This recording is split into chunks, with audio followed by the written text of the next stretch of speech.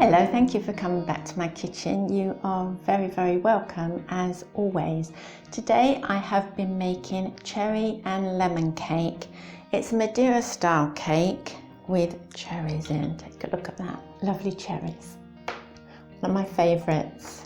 I'm dying to get tucked into this. It's a big cake and it's taken a long time to cool down, so I ought to explain before I tuck in. What we do with the cherries, I washed them this morning because if you just put the cherries straight in, they're glacé cherries, if you just put them straight in, they will probably sink to the bottom. So what I do is I wash them in warm water. The warm water gets all that syrup off, and then coat them in flour. And so you can see, let's see if you can see in here, a closer view. All the cherries are evenly dispersed and not sunk to the bottom of the cake.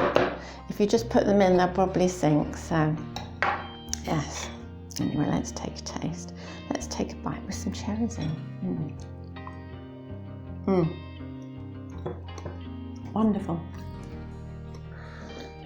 And we're very spring-like today. The first thing this morning, I washed the cherries, patted them dry, and they were drying on the rack. And I went out into the garden and I picked these lovely, they're the little daffodils. Aren't they beautiful? Anyway, let's get on with the recipe. Here's how I made it. So we're going to start with greasing and lining the tin. So I've got an 8-inch or 20 centimetre tin here, and it's one of those where the bottom comes out. So what we need to do is grease and line this piece and grease and line here. I've cut out already, so it doesn't take forever on camera, this big piece of grease-proof paper. I just use a big plate or something for this, and it's just bigger. Let me put that there.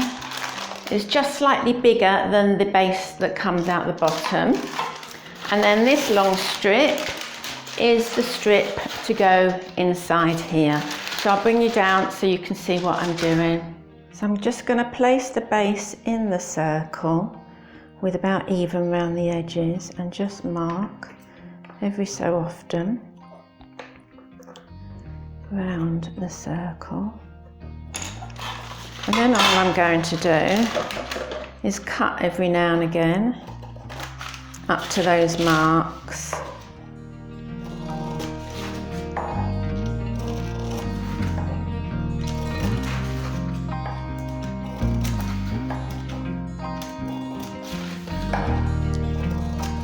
And this way we should be able to line the bottom with a little bit coming up the sides of the tin. There. I'll just set those aside for a minute. Pop this back inside. And just butter the tin round just to make the greaseproof paper stick. There. Now all we need to do is push the paper in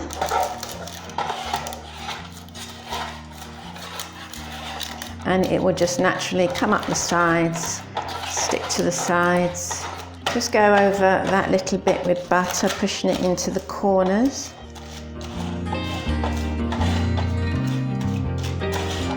So what I'm going to do next is I'm just going to grease this piece before I put it in the tin, because it's much easier to grease on the countertop than when it goes in the tin. There. It's a bit messy, we'll have to wash our hands afterwards, but there. And that will be fine when the cake mixture has been put in. So we'll set this aside and start on the cake. So in my bowl I'm going to put 8 ounces or 225 grams of softened butter, and we'll just cream that.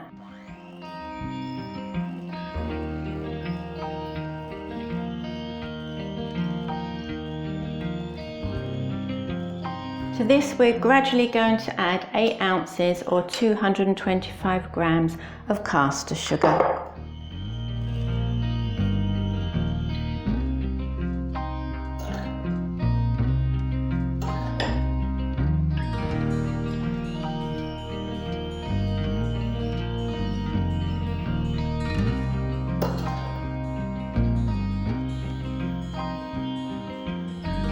Just scrape the bowl down occasionally so it all gets incorporated. And I'll add the remaining caster sugar.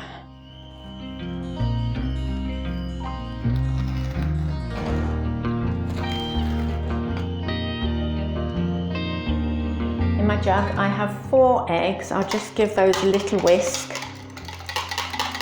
before adding them to the mixture. And these eggs need to be added very gradually.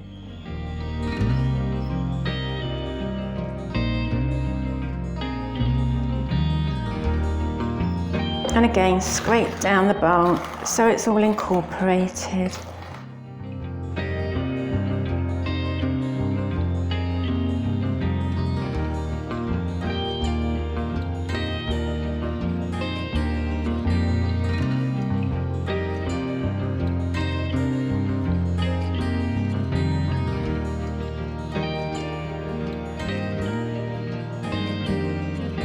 And I'll give it one more scrape down before I give it a final whisk.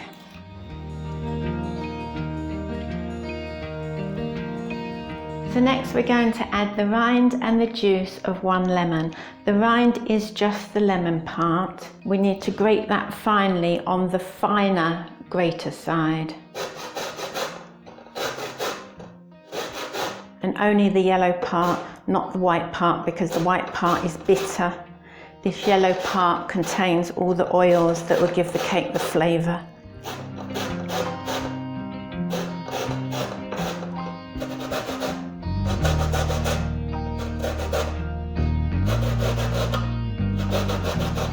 There, that's the rind done. Just run a knife along this grater and all this lemon will come out, because you'll need all of this. Just go one way and then the other, and it will all come out. There, and we'll just pop all that rind into the cake mixture. Now for the juice.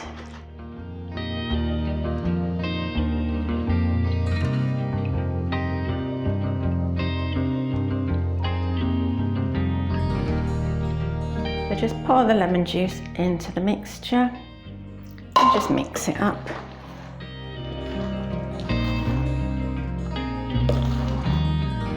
So next we're going to put the cherries in, the most important part, but the cherries will need to be coated in flour. So I'm going to put a couple of spoons into a bowl of the flour, so we can chop the cherries and then they can be coated in this flour. And these came from a 200-gram tub of glacé cherries, and this morning I washed them in, we'll just rinse them in warm water to get all that syrupy stuff off. They're still a little bit sticky, and I hate taking that stuff off because that's my favourite part, but they will sink to the bottom. If you leave it on, they will sink to the bottom. This is why we're coating them in flour. So I washed them in warm water and then just rinsed them in cold water, patted dry with paper towel and left to dry. So we'll just quarter these lovely little cherries and put them in the flour.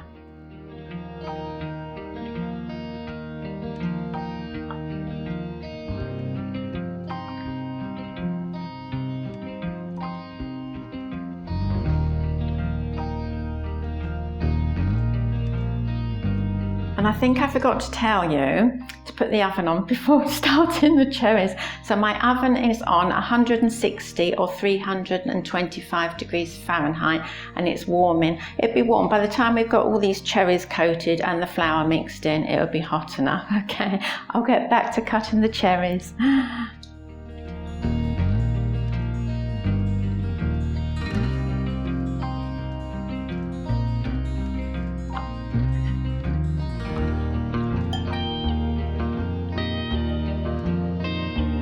So just give those cherries a little mix around so they're all coated in the flour. As I said, this coating should stop them going to the bottom of the cake, or help stop them going to the bottom of the cake.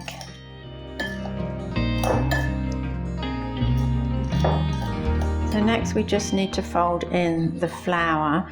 This was 12 ounces or 350 grams of self-raising flour. We want to work this mixture, now the flour's in there, as little as possible.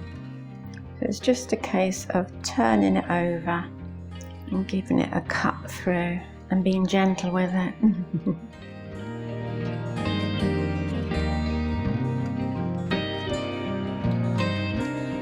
When you've folded it in that much, which is not all the way, we're then going to add the cherries.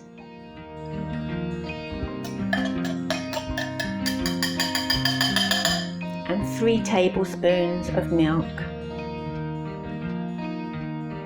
And just carry on folding until everything is incorporated. But no mixing, just folding.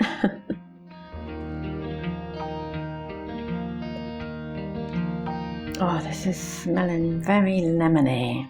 Once you think you've got it folded in, just cut through the bottom and look down the bottom, because I can see, I don't know if you can see that, but there's tiny bits of flour left at the bottom. They all need to be incorporated into the mixture. There. Now we'll put it in the tin. So I'm going to have to put it in spoonfuls because this bowl is far too heavy for me to lift and tip.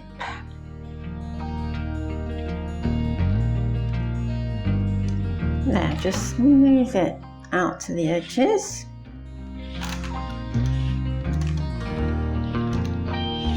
And that's going to go into the oven for somewhere between an hour and an hour and 20 minutes. You can leave it in for the first hour, but after that, keep checking it, okay? So my cake's had 1 hour and 10 minutes, and let's see if it's done. Oh, it's looking good, look at that. Don't want to let too much warmth out until we know, that's firm. I'm just going to get a knife to put in. If this comes out clean, it's done. Another 5 minutes, I think. So it's now had 1 hour and 15 minutes. There. That is done. So it's firm as before, and now it's started pulling away from the sides too. So we'll leave that to cool down for about 10 minutes before putting on the wire rack. Once the cake is cool, we just need to dust it with some icing sugar. I hope you enjoyed this video. If you did, give it the thumbs up and subscribe.